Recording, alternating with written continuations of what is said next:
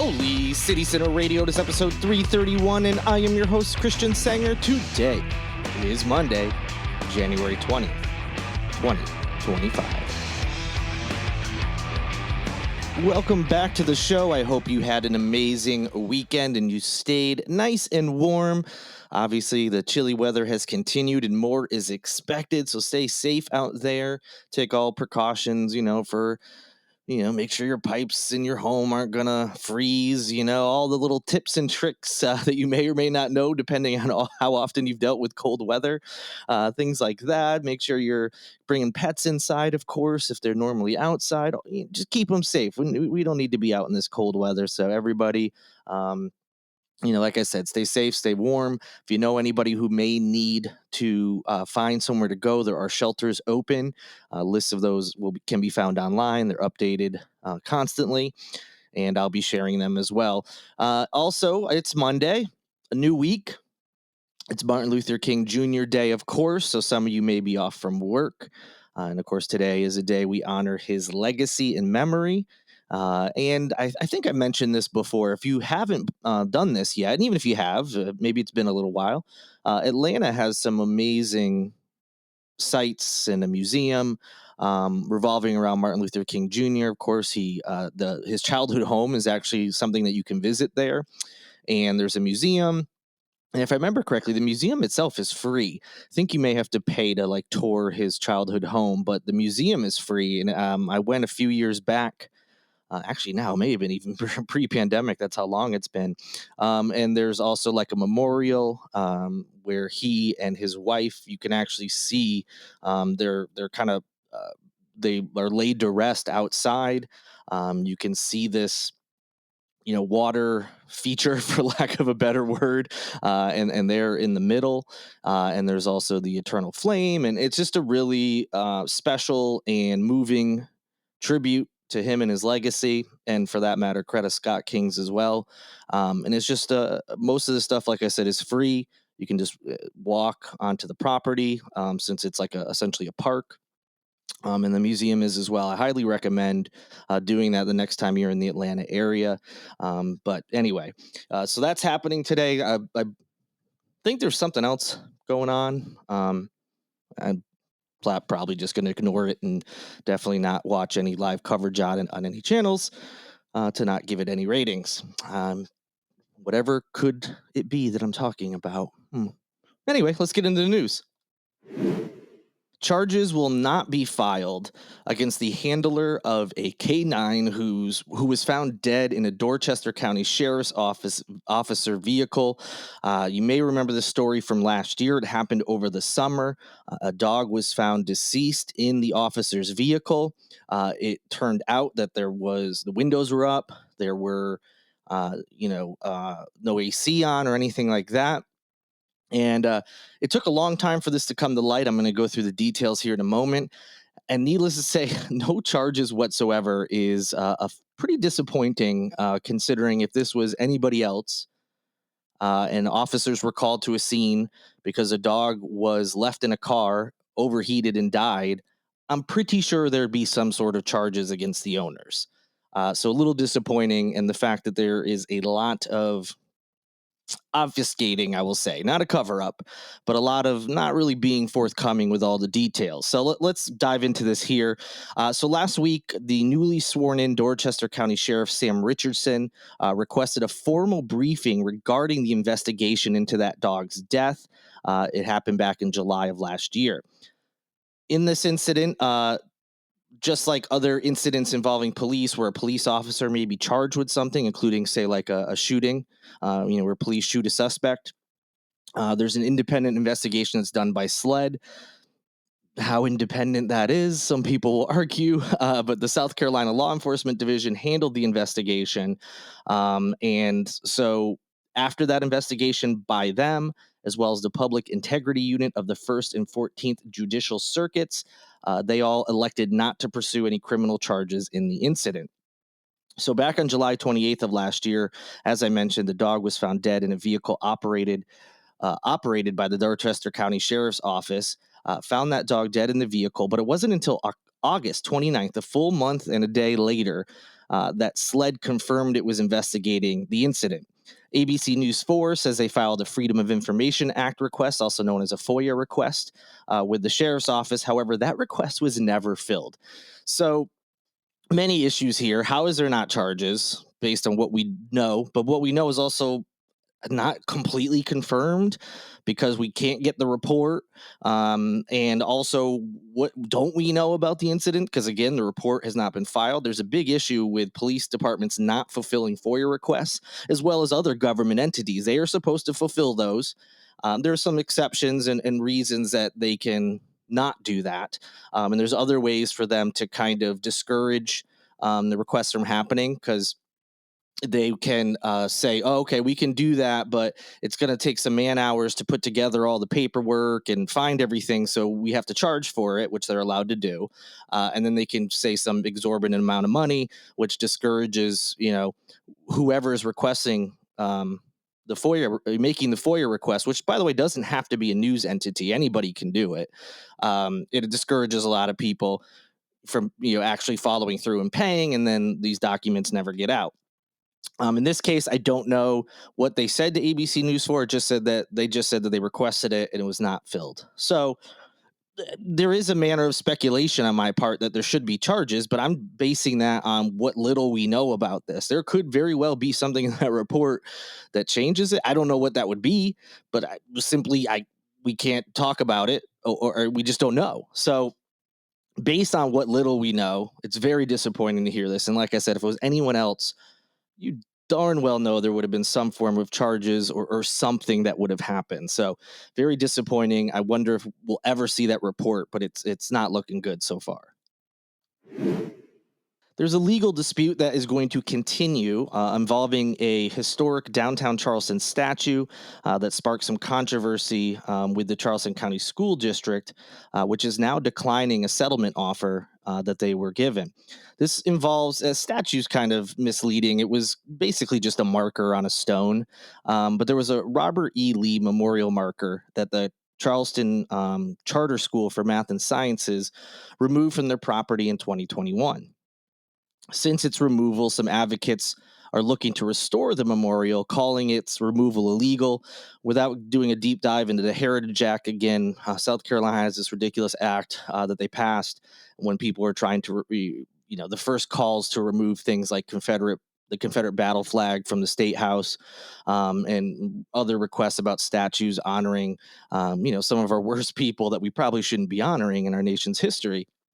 So they passed this act, I believe, in the year 2000, which basically said that any monuments, statues, etc., that honor, people who fought in any war, not just the Civil War, can't be removed. It's illegal. The only way to do so is with a vote by the legislature, and it has to be something ridiculous, like 90% of the legislature has to agree, which is like never going to happen, especially since the vast majority of our legislature is Republican, and they tend to not want to remove these statues and monuments.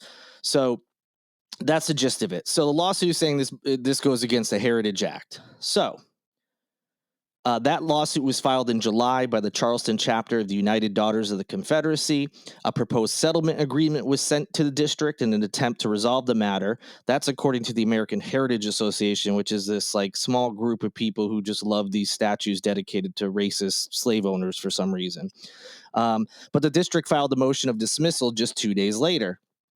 The American Heritage Association said in a press release released last week that the school district's attorney declined the proposal and refused the invitation to negotiate, choosing rather to proceed to court. So this silly argument over a dumb marker to a Confederate general is, for whatever reason, this group is sinking money into it. For legal defenses, they've held like oyster roasts and other events to try to save not just that marker, but they're also trying to get the John C. Calhoun statue added back, if not added back to Marion Square. They're trying to find a new home for it. So needless to say, it's silly that this is the hill they want to die on. But hey, this is where we're at, and I'm sure these culture wars will continue as we move through these next 4 years, especially. So we'll see what happens. I'm glad the school district just said, "Nah, we're not going to do any kind of settlement. We're not going to negotiate. We can bring this to court." So it'll be interesting to see how this plays out. um, the group, the Daughters of the Confederacy or the American Heritage Association, they may end up winning this fight, but I do enjoy that this is going to take a lot of money out of their pockets. So that is a good sign for, and not a good sign, a good um, a possible consolation prize if things don't go the way they should, and if they go the way they should, even better. So I'll be sure to provide you updates as if that court case actually goes through and what happens. There is a wild bill that is pre-filed here in South Carolina, and it has some teachers and school administrators concerned about government overreach and student privacy. House Bill 3216 would mandate the recording of classroom lessons throughout the state. That's right. Your child, if you have one in school, public school, if this bill were to be passed, all of their classroom lessons would be recorded. That means your child could potentially be on camera talking. You could physically possibly see them, and it'd be hours and hours of this, obviously. And I who knows where, because this is in the early stages, where this video would be stored, what it's used for, who would have access to it. Nothing says small government like recording classrooms across the state. So obviously there's many concerns. There's several issues with this. Student privacy, as I just alluded to.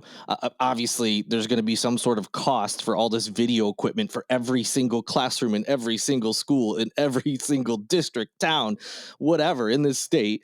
And then whatever other costs would be associated with keeping the digital files on hand somewhere, wherever they're stored, and whatever other costs that would be incurred, which is ridiculous, as our schools need money for more important things than this ridiculous bill.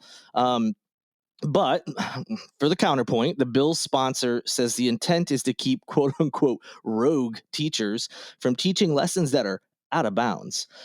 So, who put this bill forward? It's Republican Representative Mike Burns. He's from Greenville County. He introduced the bill, and it says its aim is to protect kids. Obviously, opponents say it's going to do anything but that. There's an attorney by the name of Jay Bender who said, quote, "My technical legal assessment is this bill is nonsense," end quote. I'm no lawyer, but I thought the same thing. Meanwhile, Mike Burns, you're not going to be surprised why he has proposed this if you paid any attention to the Republican Party in this state, but also nationally. This is his quote: "A lot of this trans stuff has been promulgated throughout some of the rogue teachers to the students without the parents' knowledge. The parents wouldn't want the kids exposed to sexual ideology. All of this stuff that the parents, they need to take care of themselves," end quote. Yep, you got it. He thinks that teachers have been teaching kids to become transgender, even when they're not, exposing them to sexual ideology. All the little buzzwords, where if you aren't really familiar, like, oh, whoa, teachers talking about sex in, young kids' classrooms. This is, of course, yes, let's record the classrooms. Like it's always meant to shock. And it, obviously, that's not what's happening. Also, teachers are not telling kids to be transgender. There have been, to the best of my knowledge, based on how often I'm online, terminally online, and looking at stories and looking into accusations and everything that happens here in South Carolina, especially when these culture war things come up. I definitely want to know more about them. Like, where did this come from? Is this just some BS, or is there actually something to it? And of course, there's been nothing remotely close to anything he's describing going on. But again, Republicans, they tend to be small government, get the government out of our lives. The less they're in our lives, the better. But this Republican wants your children to be recorded every single day they're in a classroom, in every single classroom they go to for their entire school lives. It's ridiculous, and obviously a huge, huge issue on the privacy side of things alone. And again, that's the bigger issue. Yeah, costs and all that are also a concern, but wild stuff. We'll see. I don't think this has a lot of support, even with Republicans in this state. I think this might be one where even they are like, this is a little too far. Especially since deep down they know that the reasoning behind it is a bunch of BS, and they've just been using it as a culture war to get points, to get votes, and to appease the higher ups in the party who have been pushing this, anti-transgender agenda that they have, and et cetera, et cetera. So we'll see if it gets any, push at all, and I'll certainly keep you updated. That'll do it for this edition of Holy City Center Radio. I hope you enjoy your day, as trying as it may be for many people. If you're looking for some plans, maybe to take your mind off the news, including some of the news I just mentioned, because, yeah, it's not, these culture war issues aren't going away, especially in this state. It's just going to continue and get worse, and there's going to be more. So just prepare. So if you want to forget it, go to holycitycenter.com/calendar. You can find some plans around town, whatever you may need to do to take your mind off things and have some fun. I hope your Monday goes okay. I hope your week goes okay. Thanks so much for listening. Thank you to Lindsay Marie Collins with LMC Soundsystem for producing this and every episode of Holy City Center Radio. And also thank you to Tyler Boone, whose music you hear in each and every show. I will be here for you on Wednesday, and hopefully you'll be there for me by listening, and on social media. It's going to be a tough day, going to be a tough 4 years in all likelihood, for a lot of us. So we got this. So until I speak to you again later this week, good night. Good luck.